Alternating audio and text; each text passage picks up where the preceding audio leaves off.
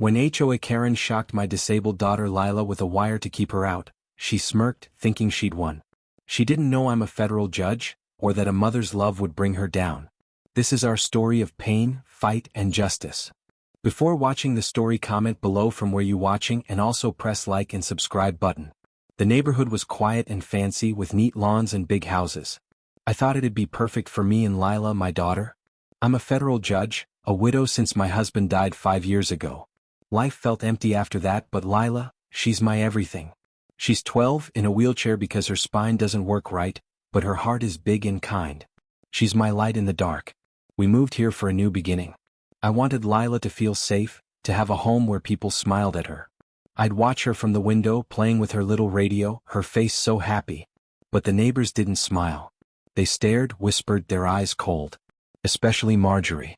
She's the HOA lady, always bossing everyone around, acting like she owns the place.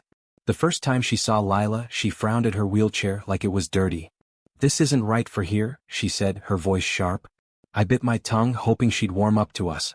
But she didn't. The stares got worse, the whispers louder. Lila didn't notice at first, but I did. My heart sank. This was supposed to be our fresh start. Instead, it felt like trouble was waiting. It was a bright, sunny afternoon. Lila was in our front yard, sitting in her wheelchair, playing with the little radio her dad gave her before he passed.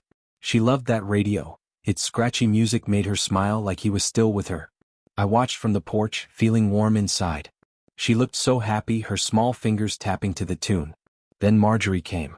She's the HOA president, always walking around like she owns the neighborhood. Her face was red, her steps fast and angry. She stopped right in front of Lila and shouted, "What's this noise?" "And that thing," she pointed at the wheelchair, "it's unsightly. It doesn't belong here." Then she looked at me, her voice sharp like a knife. "People like her don't fit in this community. She's lowering our property values." I froze. Lila's music stopped.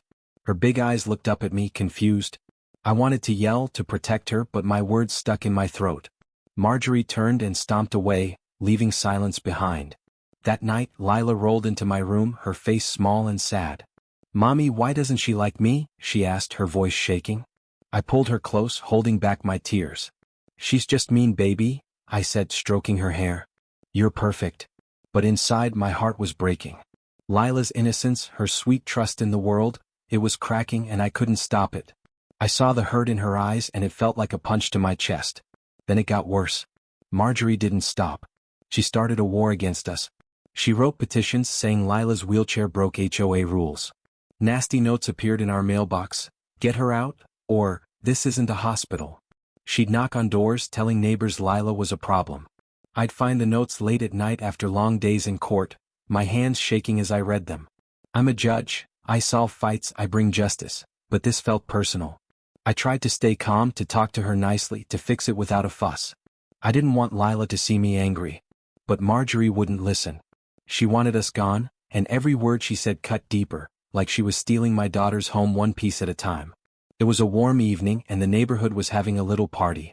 Everyone was at the community garden, laughing and eating. Lila loved that garden, it was her happy place.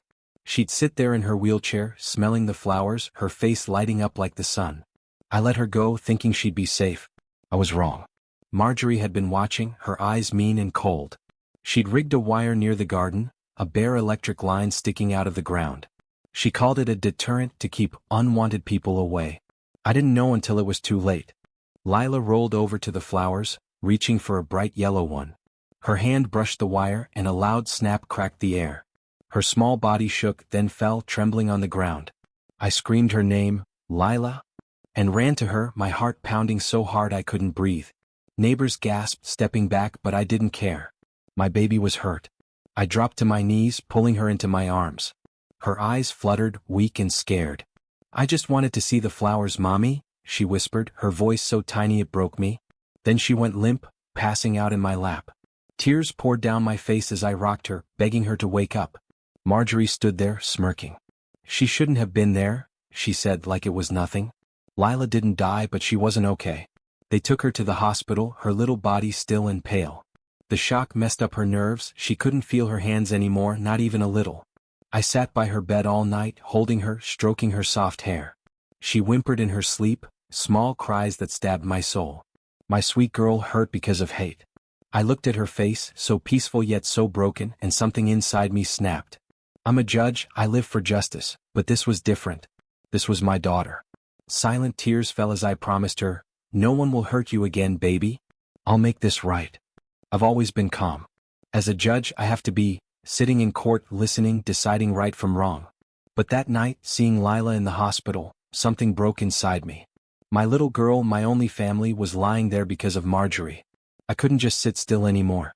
A fire started burning in my chest like a lion waking up. I wasn't just a judge now, I was a mother, and no one hurts my baby and gets away with it.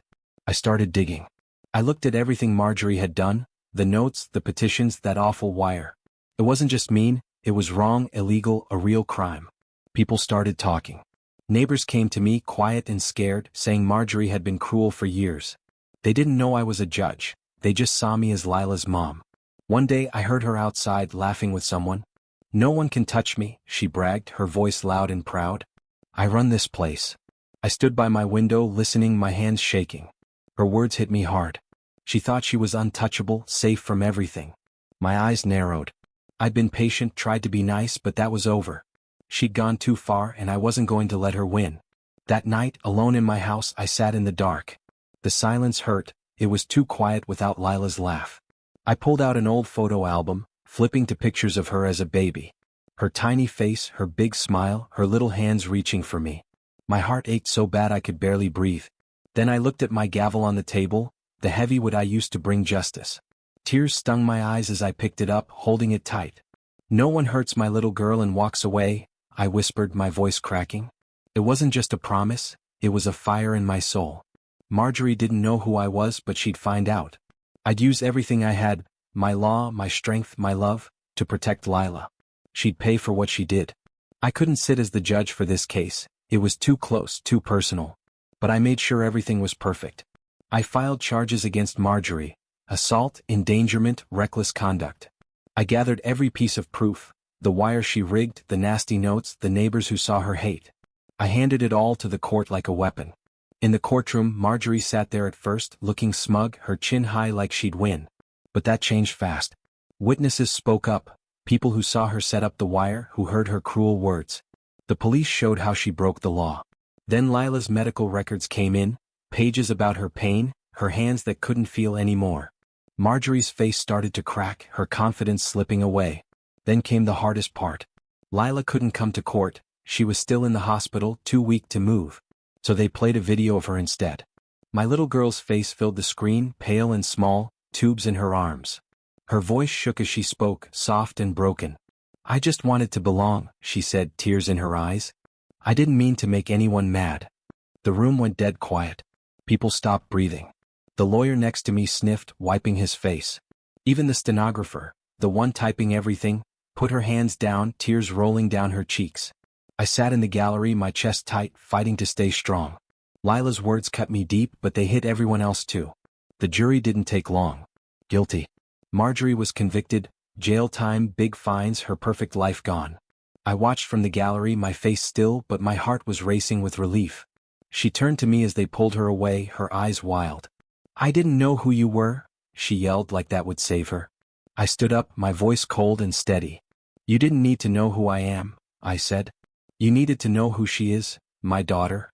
Her mouth opened, but no words came out. They took her away and I felt the weight lift just a little. Justice wasn't just for the law this time, it was for Lila, for every tear she cried.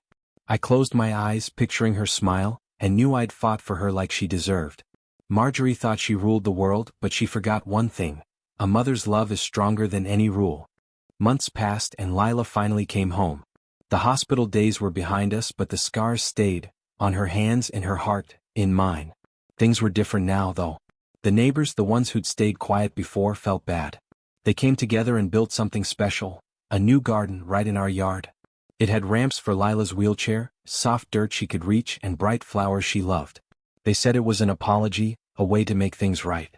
I didn't trust them at first, but when I saw Lila's face light up, I let the anger go just a little. One quiet afternoon, I stood on the porch watching her. She was out there planting flowers, yellow ones, her favorites. Her hands were still weak, but she pushed the dirt with a small shovel, smiling like she used to. The sun hit her hair, making it glow, and for the first time in so long I felt peace. She looked so small but so strong, my brave girl. I walked over, my steps slow, my chest heavy with everything we'd been through. She turned to me, her eyes big and bright. "Mommy, I think I belong now," she said, her voice soft but sure. Those words hit me hard, like a wave of love and pain all at once. I knelt down beside her, my knees in the dirt, and pulled her into my arms. She hugged me back, her little body warm against mine. Tears fell down my face, quiet and unstoppable.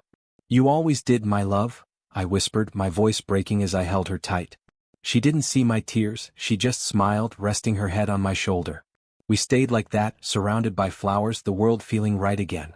I thought about all the cases I'd judged, all the times I'd held that gavel. None of it compared to this. Standing there with Lila in my arms, I knew the truth.